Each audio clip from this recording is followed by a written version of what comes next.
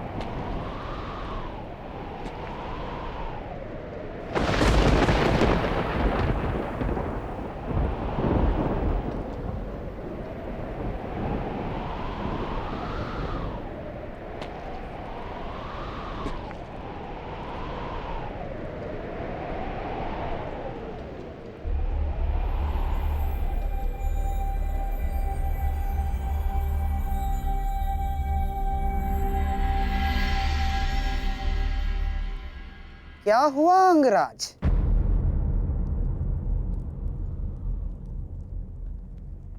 सूर्यदेव से आप ये प्रार्थना तो नहीं कर रहे हैं कि वो उदित ही ना हो?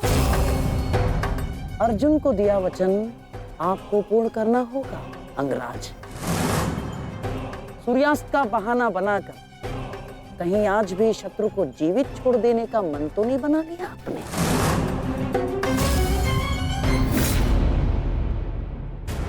कभी कभी मौन रहने से प्राण बच जाते हैं। अब एक और शब्द अपने मुख से निकाला तो युद्ध आरंभ होने से पूर्व ही शत्रु से पहले मैं अपने पक्ष के किसी योद्धा का वध कर दूंगा। अंगराज, अंगराज आप क्रोधित क्यों हो रहे हैं? मेरे कहने का तात्पर्य केवल ये है कि आपके पुत्र वृषसेन की मृत्यु तो स्मरण है ना आपको? वृषसेन के हत्यारे अर्जुन का पुत्र ही आज आपका लक्ष्य होना चाहिए। बस मैं यही कहना चाह रहा था। कर्ण को स्मरण है मामाश्री।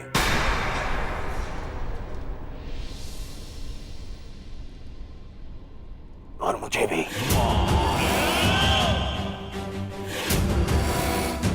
आज हम वृषसेन की मृत्यु और मेरे अपमान का प्रतिकार दोनों लेंगे। मैं केवल इतना जानना चाहता हूं कि इस प्रतिकार से पूर्व उस कौटे अर्जुन को मार्ग से हटाने का क्या प्रबंध करना चाहिए? उसका प्रबंध मैं कर चुका हूं मेरे होने वाले सम्राट।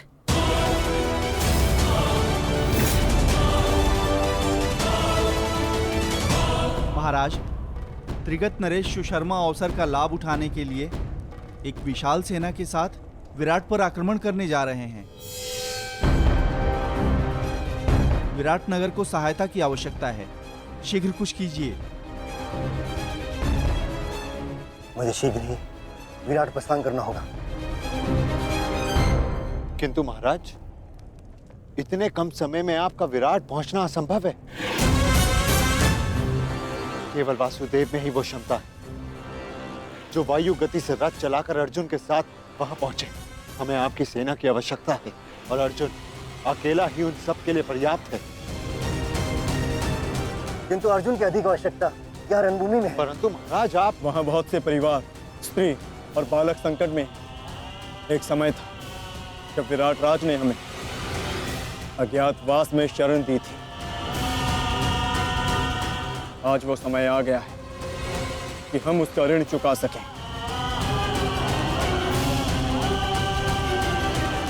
और फिर अभिमन्यु भी तो यहाँ है। मुझे इस पे पूर्ण विश्वास है। और मैं आपको विश्वास दिलाता हूँ पिताश्री कि युद्ध भूमि में आपकी कमी शत्रु को अनुभव नहीं होगी। जब आप सुशर्मा का नाश करेंगे तो आपके पुत्र के शौर्य की कीर्ति आपका स्वागत करेगी। चलिए माता, विराट की ओर प्रस्थान करें। जैसी रथी की इच्छा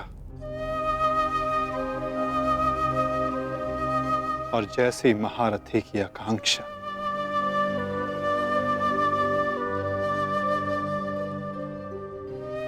आओ पार्थ।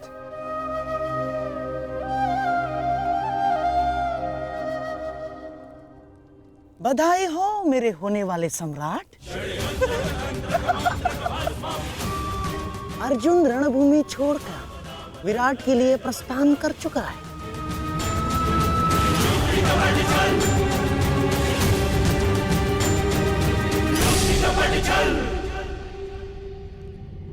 आचार्य द्रोण, समय आ चुका है।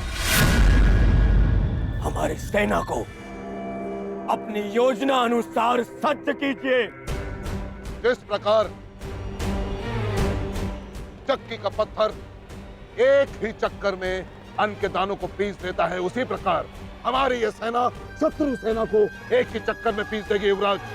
और अपनी सेना के नाश को रोकने के लिए आएगा वो महावीर अभिमन्यु। और वहां हम उसके प्राण फाड़ लेंगे, जिसने मुझे अपने बाणों के चक्र में फंसाया था। आज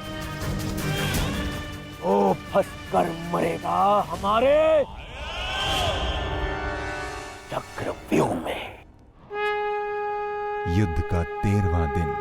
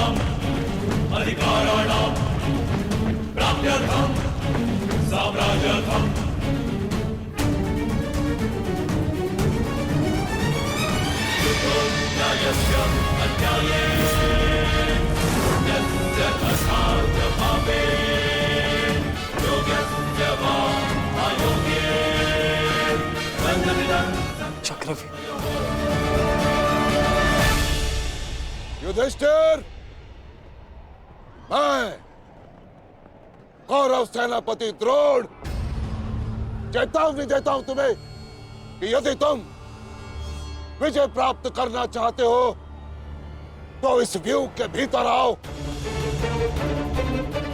और यदि तुम इस व्यूह को तोड़ने में सक्षम रहे तो हम अपनी पराजय स्वीकार कर लेंगे, और यदि नहीं तो तुम अपनी हार स्वीकार कर लेना। सुना तुमने?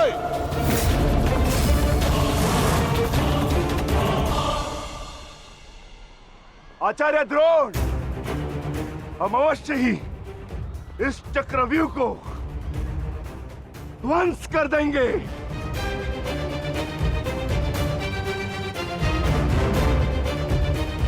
यह संभव है। चक्रव्यूह युद्ध का सबसे कठिन और सबसे विनाशकारी व्यूह है। इसका हल केवल अर्जुन के पास है।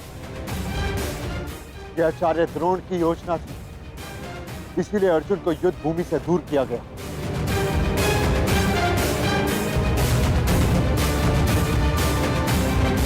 कोई तो मार्ग होगा। मार्ग है।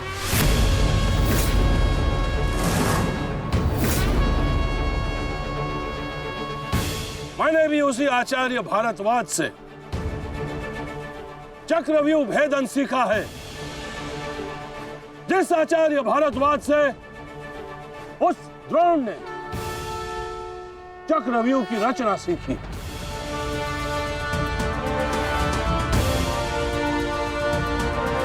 इस चक्रव्यूह का भेदन मैं करूंगा।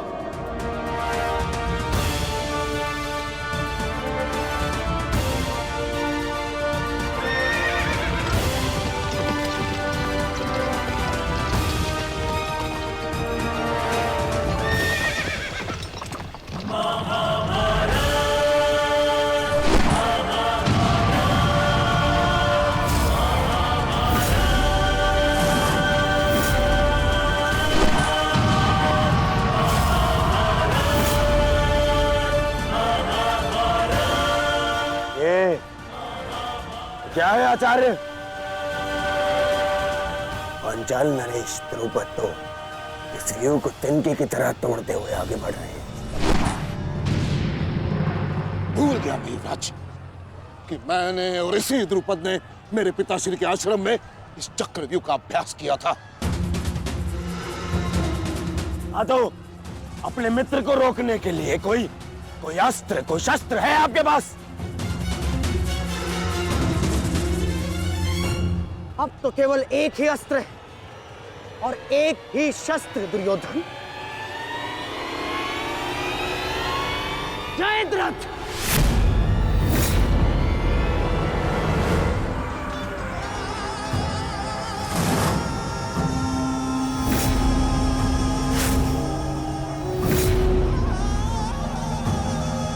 जयद्रथ, कदाचित द्रौपदी के पतियों द्वारा किया गया अपमान भूल गए हो तुम, इसीलिए द्रौपदी के पिता के समक्ष उपस्थित हुए हो। आज द्रौपदी के पति हो या उसके पुत्र, कोई मुझे नहीं रोक सकता।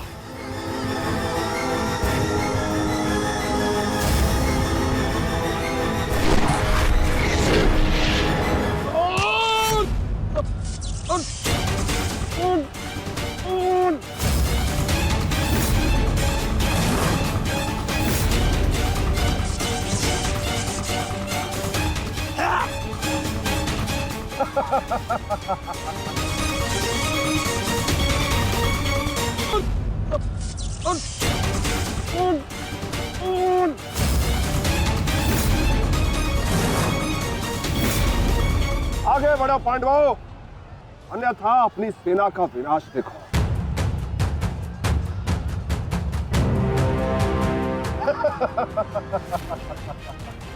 शेष पिताश्री, मुझे आज्ञा दीजिए। मुझे चक्रव्यूह के भीतर प्रवेश करने का मार्ग ज्ञात। मैंने पिताश्री से सुना था कि ये मैं कर सकता हूं। नहीं अभिमन्यु, मैं तुम्हें इसकी अनुमति नहीं दे सकता। धर्मराज ठीक कह रहे हैं। आचार्य ने कुछ सोच समझकर ही इस व्यूह की रचना की है। अब इसे शक्ति का सम्मिलित प्रहार ही तोड़ सकता है। मैं और भीम मिलकर प्रहार करेंगे।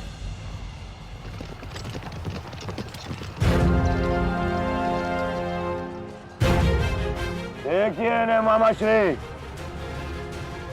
कृष्ण और भीम स्वयं आक्रमण कर रहे हैं।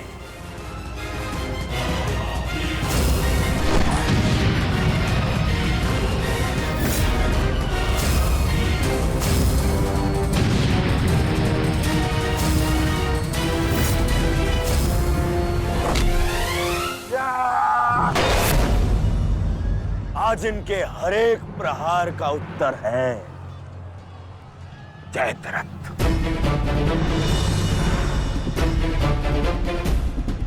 चक्रव्यूह में प्रवेश करने से पूर्व मुझसे नहीं मिलोगे मित्र?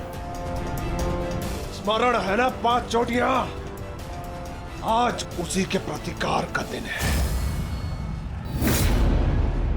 प्रभु, मैं चाहता हूं कि युद्ध भूमि में किसी एक दिन सभी पांडवों पर विजय पा सकूं। सब पांडवों पर विजयी होने का आशीष नहीं दे सकता जयद्रथ। क्योंकि अर्जुन को मैंने पशुपतास्त्र दिया। मेरा ही वरदान मेरी ही शक्ति को छीन नहीं कर सकता। इसलिए केवल अर्जुन को छोड़कर जिस दिन तुम चाहोगे, शेष संसार के समस्त योद्धाओं के समक्ष तुम अपराजय रहो। आगे बढ़ो भीम, आज मेरी गदा का स्वाद भी चक्कर देखो।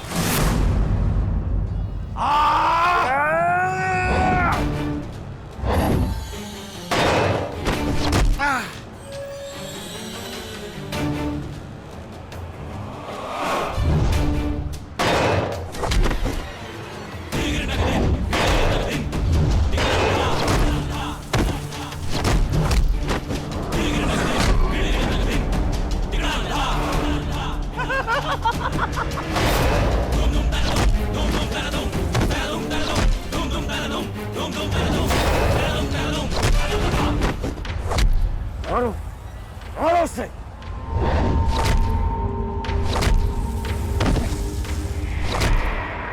ताजश्री, आप ऐसा कैसे होने दे सकते हैं?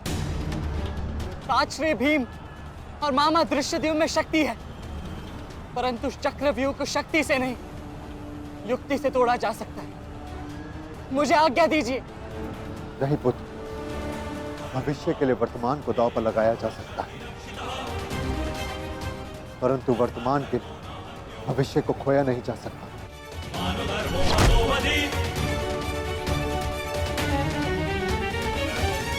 और मामा दृश्यद्युम्न में शक्ति है, परंतु चक्रव्यूह को शक्ति से नहीं, युक्ति से तोड़ा जा सकता है।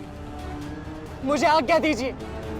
नहीं पुत्र, भविष्य के लिए वर्तमान को दांव पर लगाया जा सकता है, परंतु वर्तमान के लिए भविष्य को खोया नहीं जा सकता। एक दांव लगाने के दोष के कारण मैं आज इस महायुद्ध में खड़ा हूं। मैं दूसरा दांव नहीं लगा सकता अभिमन्यु।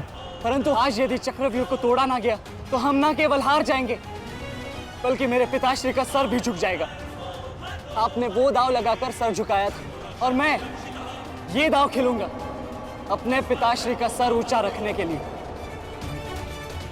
मैंने उन्हें वचन दिया था कि युद्ध भूमि में शत्रु को उनकी कमी अनुभव नहीं होगी, और मुझे शत्रुओं को वीर अर्जुन के रक्त का तेज दिखाना।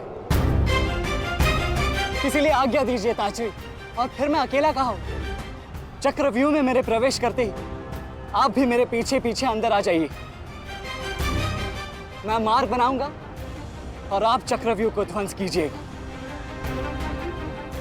सोचिए मत, समय नहीं है ताजश्री। आशीर्वाद दीजिए।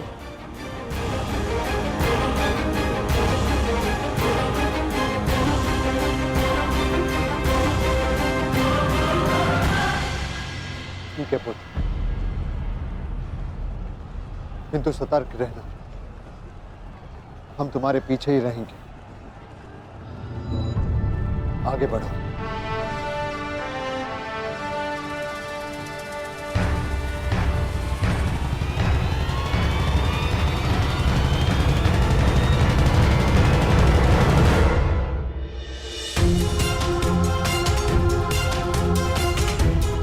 जाओ सर, जाकर सो जाओ, क्योंकि जीवन की हर रात्रि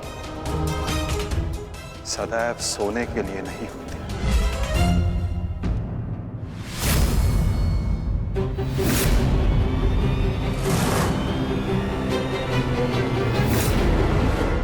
मेरी सुरक्षा के लिए माता यज्ञसेनी का आशीर्वाद है मेरे साथ, और जब तक ये मेरे साथ है मुझे कुछ नहीं हो सकता।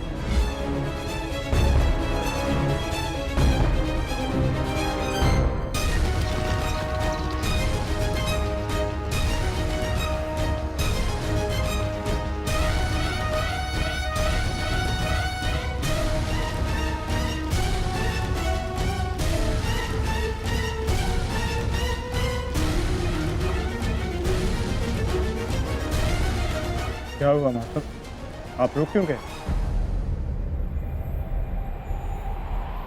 चूंकि समय नहीं रुकता पार्थ, परंतु मानव को 2 पल रुकने का अधिकार है।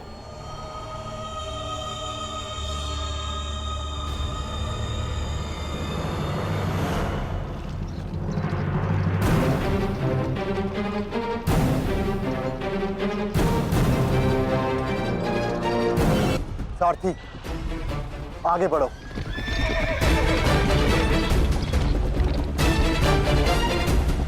अभिमन्यु के द्वार तोड़ते ही हमें उसमें प्रवेश करना है। अभिमन्यु को दृष्टि में रखना, उसकी रक्षा करना हमारा कर्तव्य है।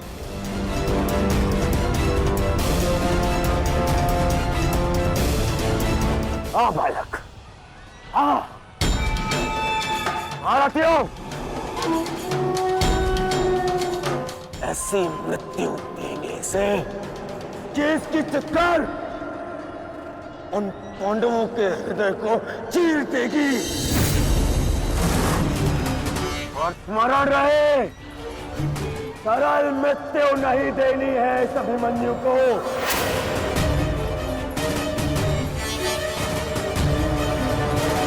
नहीं देनी है ऐसे सरल मृत्यु।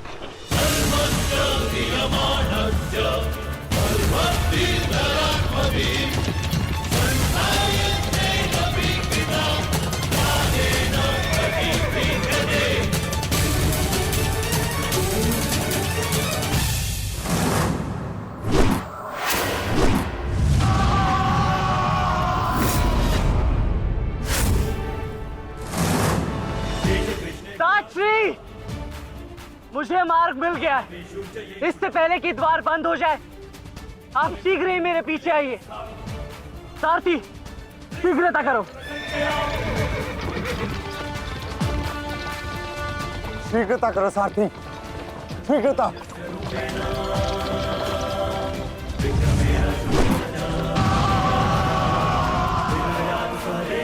उत्तम अभिमन्यु, उत्तम।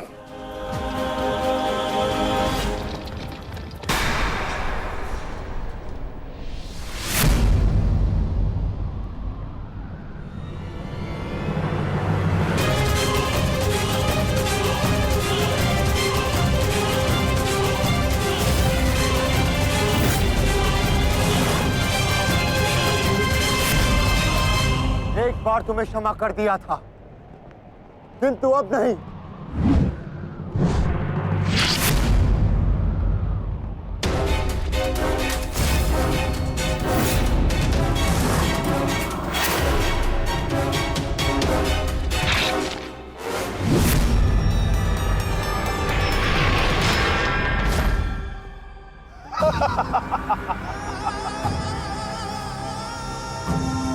एक बार अपमानित हो चुका हूं, इस बार तुम्हारी बारी है पांडवों।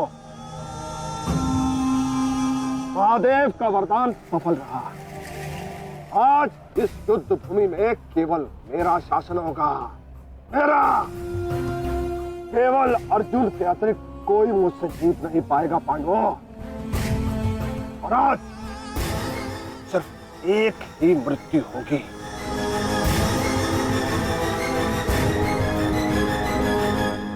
अभिमन्यु की।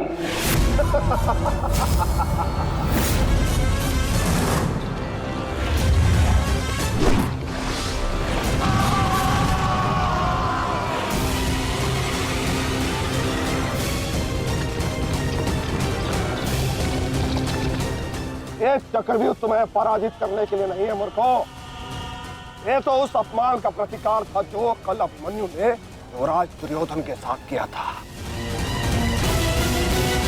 उसने दुर्योधन का मान हरण किया था और आज वो उसके प्राण हरण करेगा।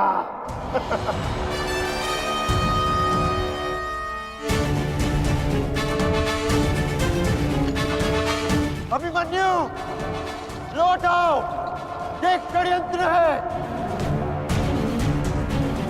न्यायानाम अधिकाराणाम राम्यर्थम साम्राज्यर्थम। न्यायानाम अधिकाराणाम राम्यर्थम साम्राज्यर्थम। व्यू के भीतर प्रवेश करना जितना चुनौतीपूर्ण है, उतना ही चुनौतीपूर्ण उससे बाहर निकलना भी है। और यदि बाहर निकलने का मार्ग मनुष्य को नहीं पता, तो उस मनुष्य का अंत निश्चित है।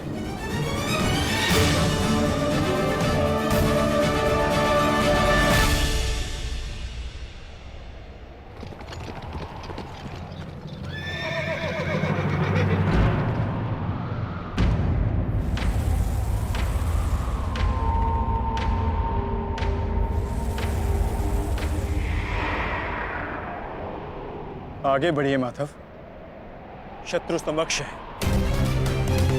हाँ पार्थ, ठीक कहा तुमने। एक योद्धा के लिए आगे बढ़ने के अतिरिक्त और कोई मार्ग नहीं। वापस आओ अभिमन्यु, लौट आओ, व्यू में प्रवेश मत करो।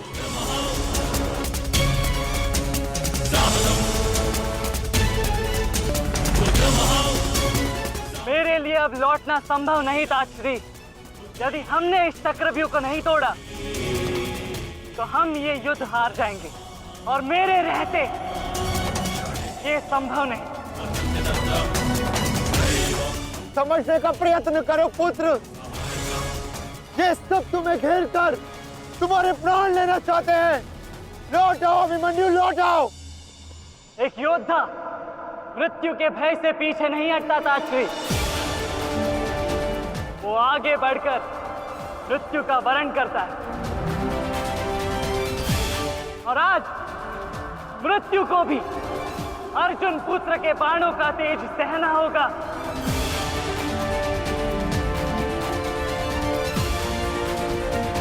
मैं इस चक्रव्यूह में आया हूं ताकि पांडवों का सर गर्व से उठा रहे। और विश्वास कीजिए ताश्री, यदि मेरा सर भी कट जाए तब भी आपका सर गर्व से उठा रहेगा।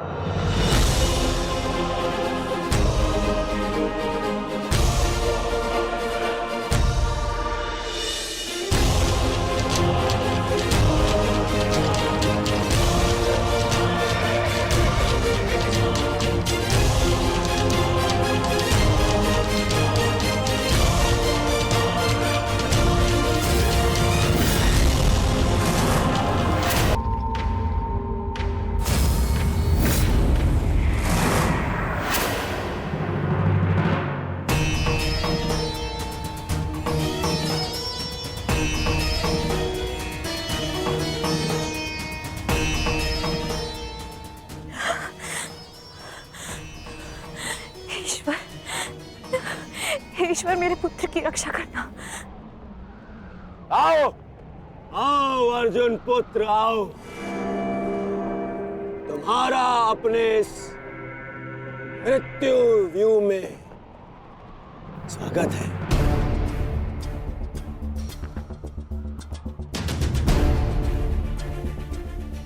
एक वीर योद्धा से सुना था मैं, हे मृत्यु, तैयार यदि तू आने को प्रसन्न मुखा।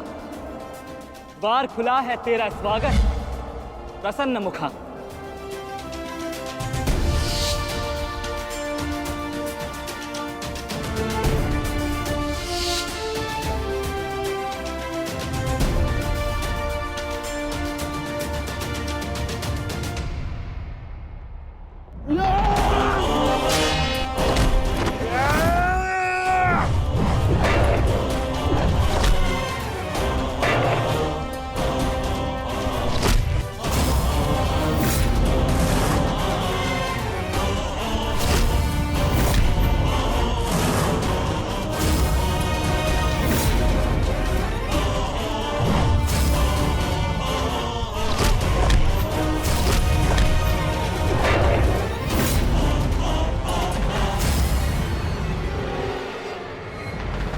चाहूं तो तुम्हारा और बाकी तीनों पांडवों का इसी क्षण अंत कर सकता हूं मैं,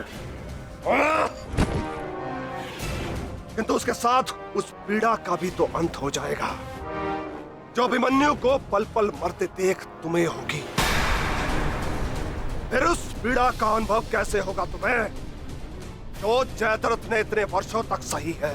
अभी तो वो दृश्य देखना शेष है जिसे देखकर तुम स्वयं मुझसे अपनी मृत्यु की भीख मांगोगे। तुम्हारे सामने तुम्हारे कलेजे के टुकड़े टुकड़े होंगे और तुम कुछ नहीं कर पाओगे, कुछ नहीं। क्या हुआ? इतने महारथी को देख के भयभीत हो गए? क्यों? नहीं काका श्री, अपितु ये तो सम्मान की बात है कि एक साथ इतने सारे योद्धा मुझसे द्वंद्व करने की प्रतीक्षा कर रहे हैं। अच्छा, सच में महान धनुर्धर अर्जुन के पुत्र और महानतम योद्धा वासुदेव कृष्ण के भांजे का स्वागत ऐसा ही होना चाहिए। प्रणाम स्वीकार करे आदरणीयों।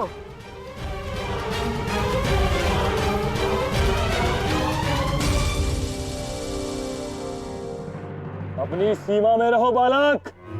जितना कम अपमान करोगे उतनी ही कम पीड़ादायक मृत्यु मिलेगी तुम्हें। जितना जीवित रहूंगा उतनी हानि करूंगा, क्योंकि मेरी श्वास ही मेरा अस्त्र है और जब तक मेरी श्वास चलेगी तब तक यमदेव तांडव करेंगे।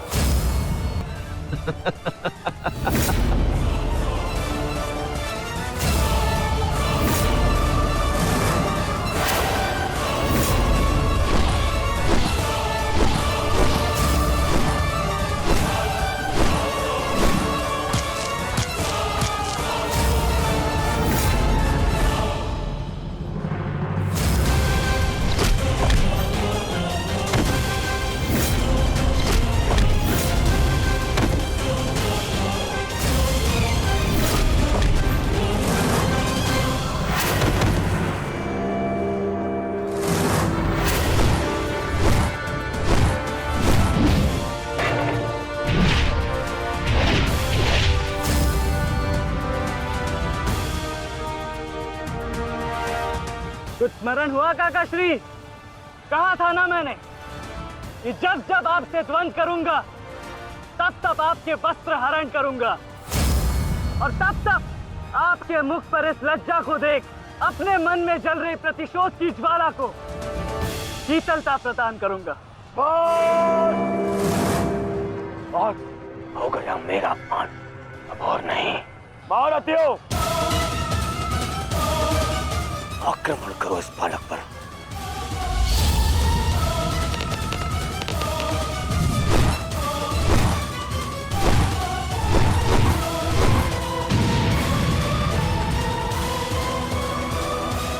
एक क्या रहे, अपने धर्म का पालन कीजिए, मेरा प्रतिशोध लीजिए, आक्रमण कीजिए आचार्य।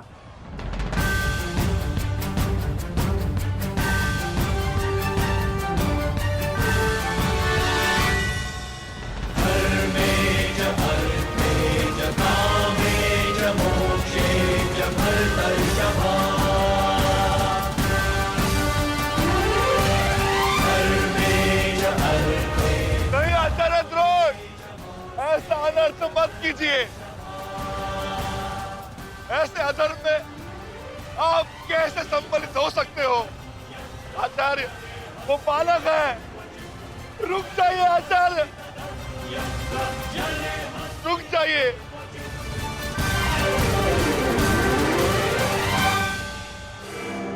अपना दिया वचन स्मरण है ना पिताश्री? इस बालक की शक्ति इस रथ में है जो इसे सुरक्षित की हुई है। आचार्य, इस बालक को रथ विहीन कीजिए।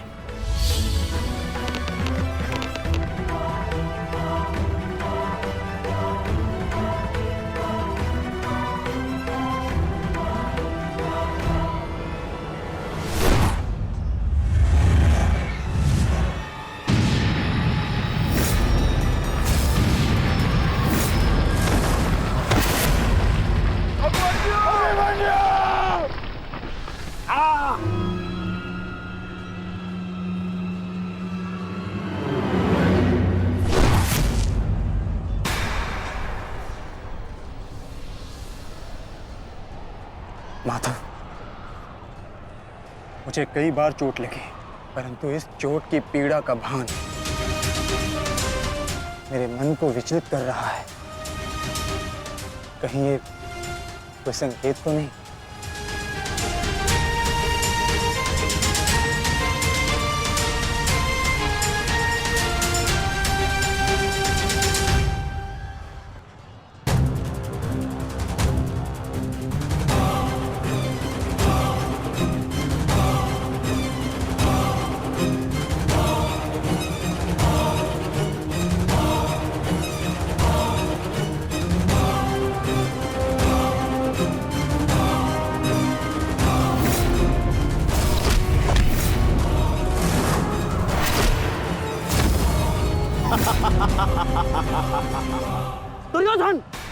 केवल आचार्य द्रोण को अपना वचन ज्ञात कराने से क्या होगा?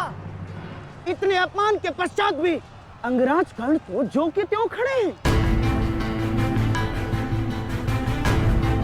क्या इनका इस युद्ध के प्रति कोई कर्तव्य नहीं? मैं केवल नियम का पालन कर रहा हूं गांधार नरेश। नियम और नीति कहती है कि एक योद्धा के साथ केवल एक ही योद्धा युद्ध कर सकता है, और तुरंत के लिए अभिमन्यु युद्ध के लिए किसको चुनेगा वो उसका अधिकार है। नहीं मित्र, ये विकल्प लेने का समय नहीं है। अंत करो इसका। नहीं मित्र, हमें इस युद्ध जीतने के लिए अनीति का सहारा लेने की आवश्यकता नहीं है। नीति सिखाते सिखाते प्रपितामह शरशैया पर चले गए। यदि इन्हें नीति का ज्ञान होता तो आज ये युद्ध संभव ही ना होता। अभिमन्यु, तुम्हें विकल्प चुनना होगा।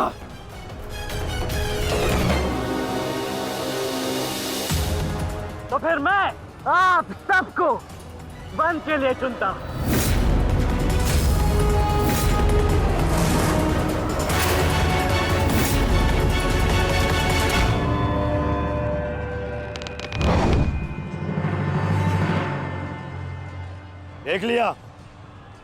देख लिया, इसने अपना विकल्प चुन लिया। अब इस पर दया दिखाने की कोई आवश्यकता नहीं है। अब आक्रमण करने की आवश्यकता है। आक्रमण करो और अपना वचन स्मरण रखो कर्ण। देख रहे हो पांडवों, अभी तो ये रथ विहीन हुआ है,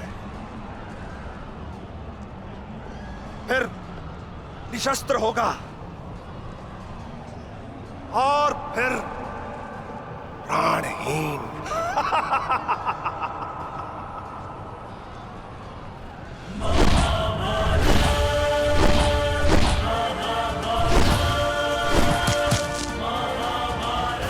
ये क्या कर रहे हो?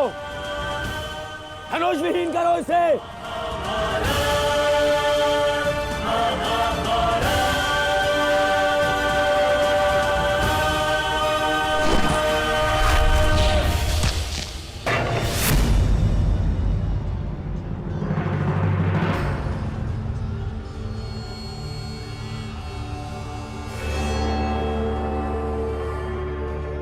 ठहरो मित्र,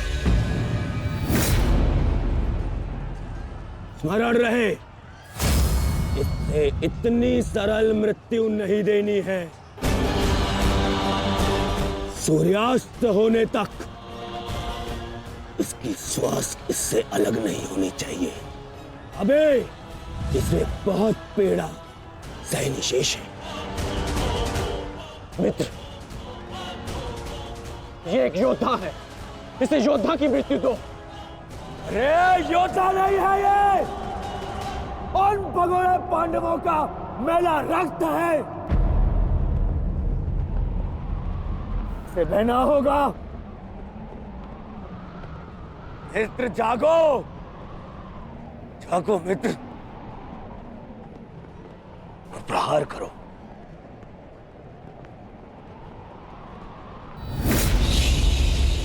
नहीं, नहीं अंगराज, ऐसा मत करो, ये अधर्म है।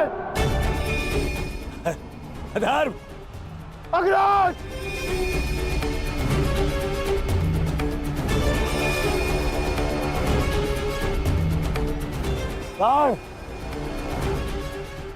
स्मरण करो, स्मरण करो कैसे इन पांडवों ने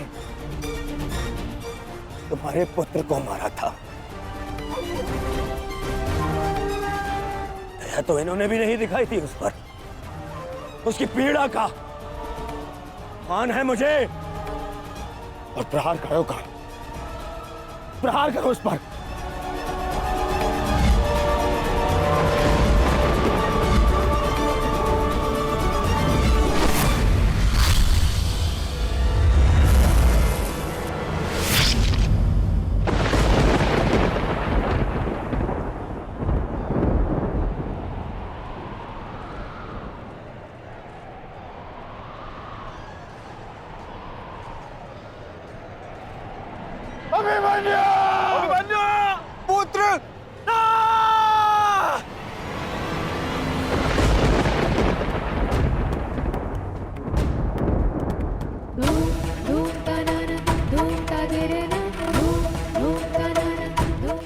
माताश्री। उत्तरा बस ऐसे ही। एक बात कहूँ माताश्री, आज मन कुछ विचलित सा हो रहा है। आज से पहले ऐसा कभी नहीं हुआ। अरे तो रोज ही युद्ध पे जाते हैं, परंतु आज कुछ विचित्र सा अनुभव हो रहा है। चिंता करने की कोई आवश्यकता नहीं है उत्तरा। मेरा पुत्र महावीर है और फिर उसे सभी पांडव, पिताश्री, ज्येष्ठ, उनकी सुरक्षा भी तो प्राप्त है। मुझे पूर्ण विश्वास है अभिमन्यु विजयी होकर लौटेगा और तुम उसका तिलक करोगी। हे सूर्यदेव, आज तनिक शीघ्र अस्त हो जाओ। मेरा पुत्र बिना सुरक्षा कवच के युद्ध में गया है।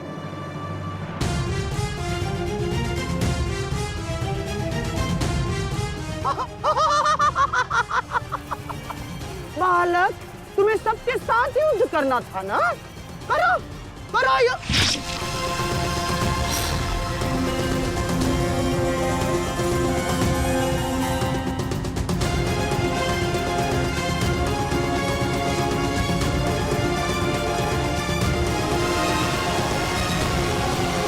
थक गए योद्धाओ?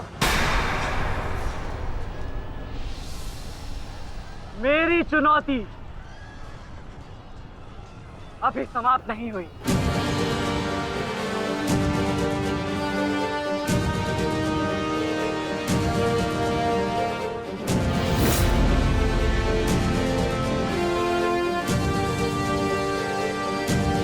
आचार्य द्रोण, देख क्या रहे? प्रहार कीजिए इस पर।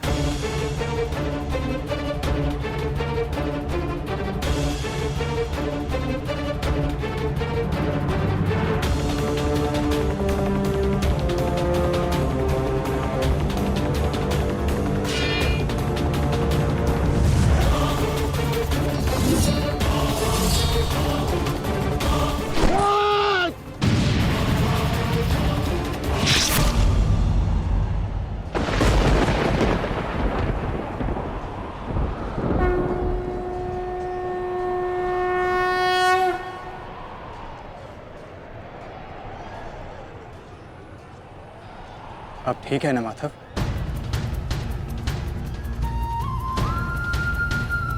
आपको कोई क्षति तो नहीं पहुंची? युद्ध में तो क्षति पहुंचती ही है पार्थ, किंतु इस पीड़ा को सहना एक योद्धा का कर्म और धर्म होता है। समय की मार को तो स्वयं ईश्वर भी नहीं टाल सकते। त्रिगर्ता सेना का नाश करो पार्थ।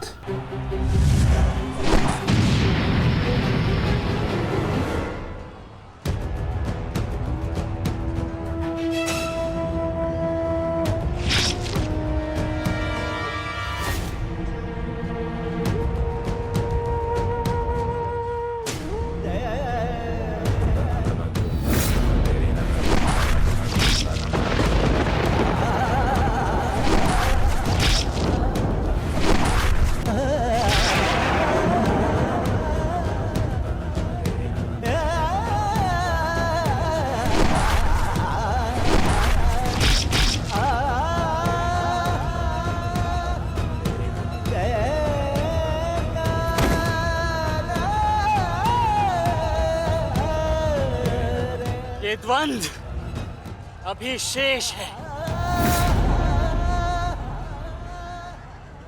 मैं महारथी अर्जुन का पुत्र हूं, महारथी भीष्म का प्रपुत्र, वासुदेव कृष्ण का भांजा। इतनी सरलता से नहीं मरने वाला। अरे ये द्वंद्व अभी शेष है। अभिमन्यु,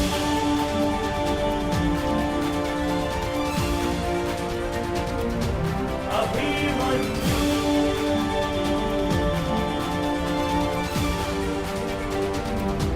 अभिमन्यु।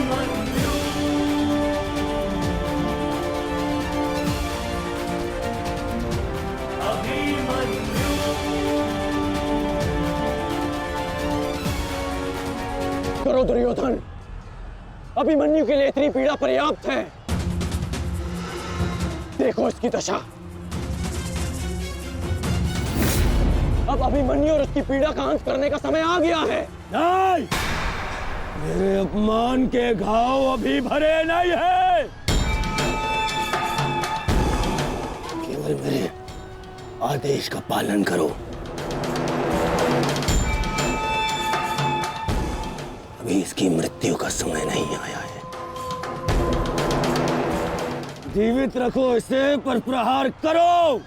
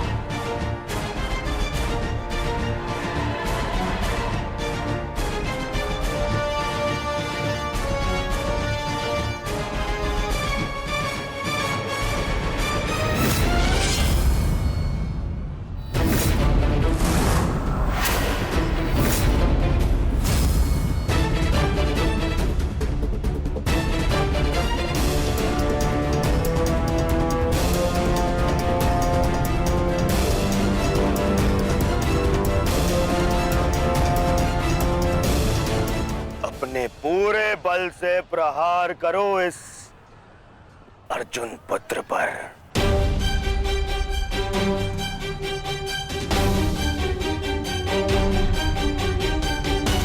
और स्मरण रहे,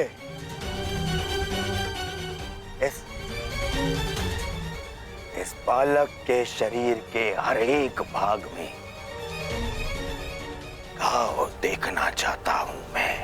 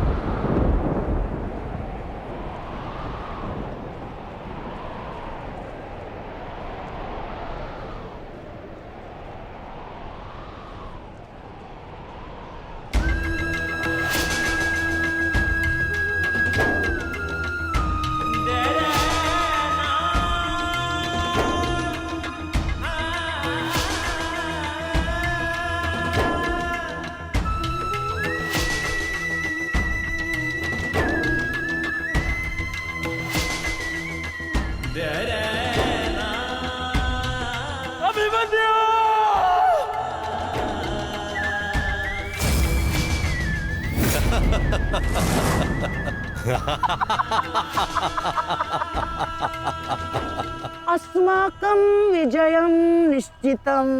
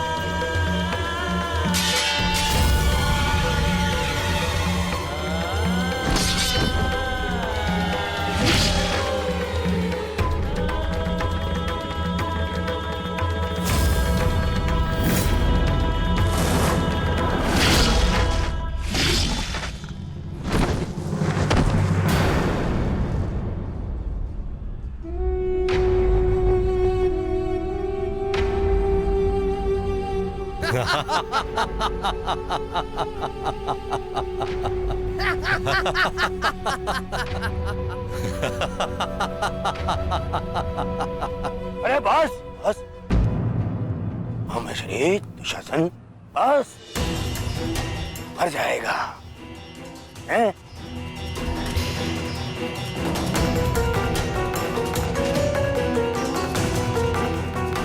क्यों?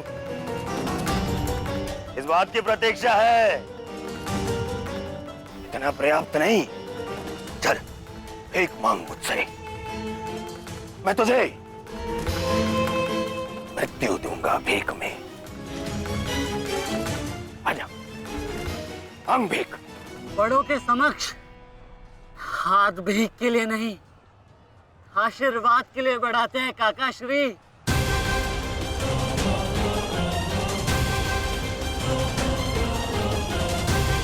आशीर्वाद दीजिए।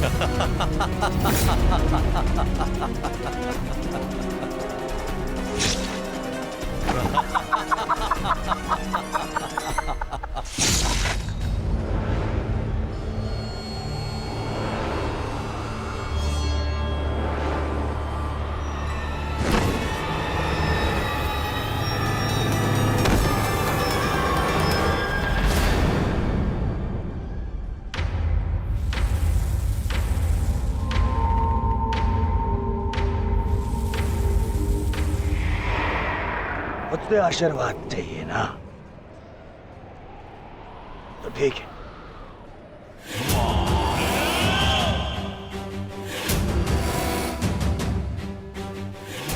नहीं दुर्योधन, जाने दो उसे। ऐसा मत करो दुर्योधन, ऐसा मत करो।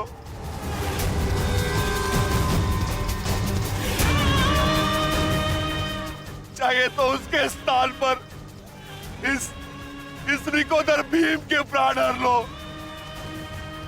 पर मेरे पुत्र अभिमन्यु को जाने दो। क्यों? मेरी पीड़ा भूल गए? तुमने दिखाई थी दया मेरे भ्राताओं पर, किंतु मैं तुम पांडवों के भांति निर्दयी नहीं हूं।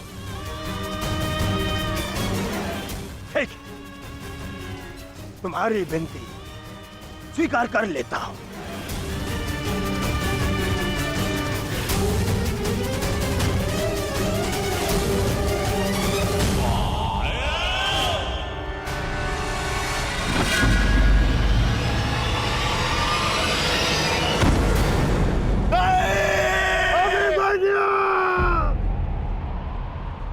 आओ, आओ मुझसे भीख मांगो।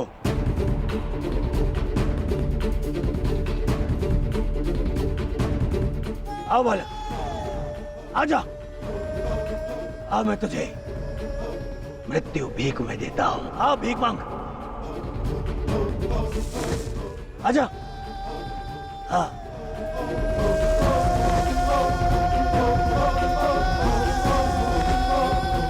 मैं तुझे मुक्त कर दूंगा। मांग, मांग मुझसे भीख मांग।